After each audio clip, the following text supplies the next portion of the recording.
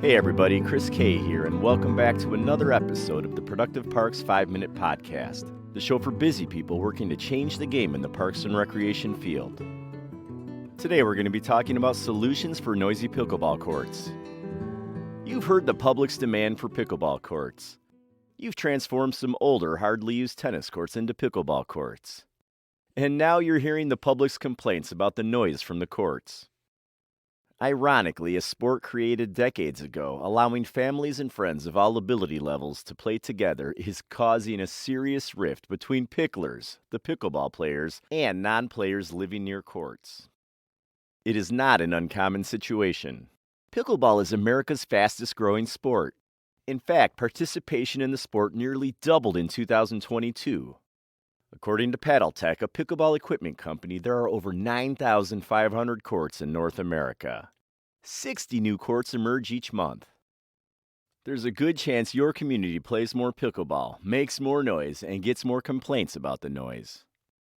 This article explores what's causing the pickleball noise and some options to reduce it. Why is pickleball so noisy? Equipment used to play pickleball causes the most noise issues. Unlike tennis, the balls used for pickleball are made from hard plastic. Many pickleball paddles also have a hollow construction contributing to the noise. Although noise levels vary, the average pickleball sound ranks at about 70 dBA. A-weighted decibel measures the relative loudness of sounds perceived by the human ear. A-weighting is the standard for determining noise pollution and hearing damage. It gives more value to the frequencies the sound produces. As far as frequencies go, people can hear between 20 Hz and 20 kHz. They're more sensitive to frequencies in the 250 to 5,000 Hz range. Noise from a pickleball court can range from 1,000 to 2,000 Hz, close to the most sensitive frequency range. This frequency can also be heard from farther distances. For reference, 70 decibels is about the same as a washing machine or dishwasher running. It's a moderate noise level. It's not harmful, but anything above 60 decibels can be considered annoying. The sounds from a tennis game, minus those loud grunts some players like to make when they're hitting the ball, is about 55 decibels. That's about the sound of a conversation. People are also bothered by pickleball noise because it's an impulsive sound. In other words, it is a short burst of sound that lasts about 2 milliseconds.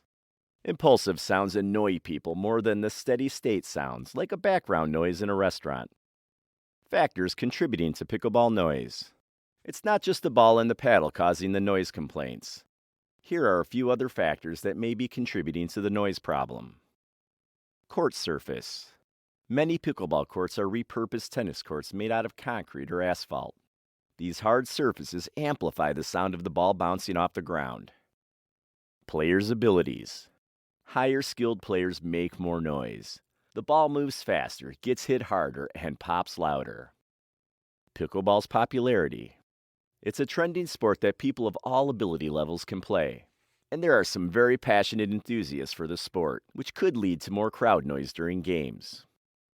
More players in the same space. Pickleball courts are smaller than tennis courts. If you include a tennis court's runoff areas, you can fit 4 pickleball courts in a standard tennis court. The area's additional players in proximity make it a louder sport. The smaller courts also create more constant noise. Nearby environment. Buildings and other nearby structures can amplify the pickleball court noise and make it travel further. All these factors should be considered when assessing the noise levels and determining the best solutions to please the picklers and their detractors. Current solutions for less pickleball noise. Here are a few options to help reduce pickleball noise. While, as of now, none of these alone may be a perfect solution, but they can help with the problem. Your best option: planning ahead. Probably the best solution, and the one most won't want to hear if they're already getting an earful of pickleball noise complaints, is planning ahead. If your agency creates a new pickleball court, the placement and materials used can prevent potential problems reasonably effectively. Build courts at least 500 feet from any bordering residences. Noise decreases about 58 dBA 400 feet from a court.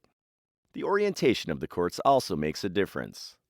Also, more noise travels from the end of the pickleball courts compared to the sides. Choosing a court surface made from rubber or foam can also minimize the sound of the ball bouncing.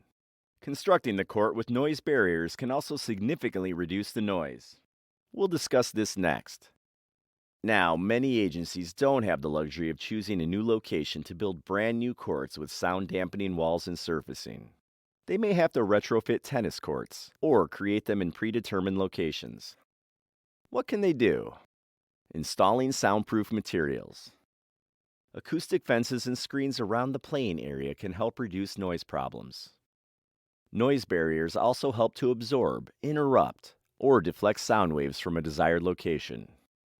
Some of the more common soundproofing materials for a pickleball court include mass-loaded vinyl, MLV, composite acoustical products, a counterfence, concrete and wood structures. Taller sound barriers surrounding the entire court will most effectively reduce noise. Of course, materials and installation of pickleball sound barriers can be expensive depending on what you choose. Like most other amenities in a park, many materials used to block or absorb sound will need regular maintenance.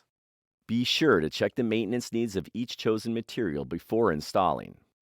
Once installed, set up regular intervals for inspections and maintenance to protect your investment. Regulate playing times.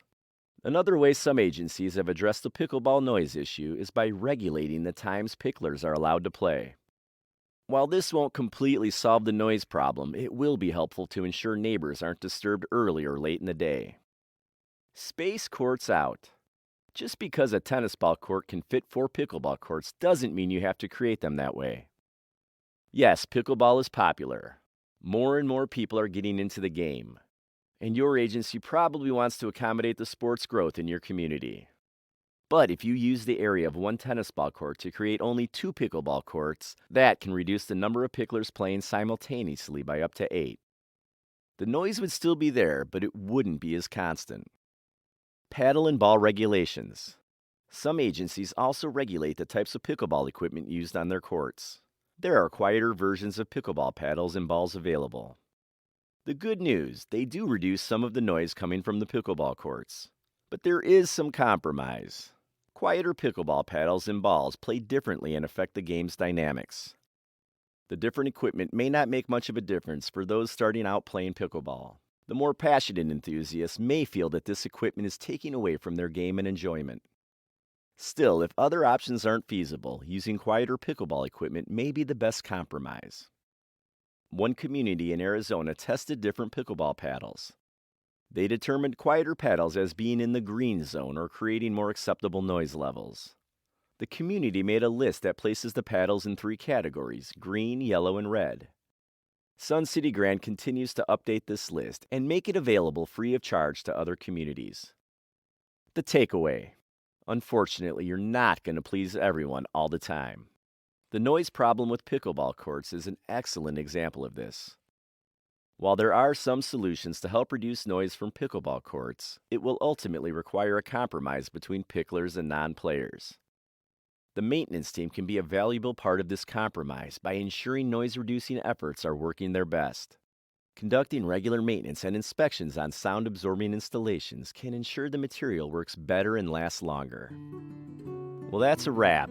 Thanks for joining me for this episode of the Productive Parks Podcast. Remember to tune in each week for more tips on how to make your agency more productive.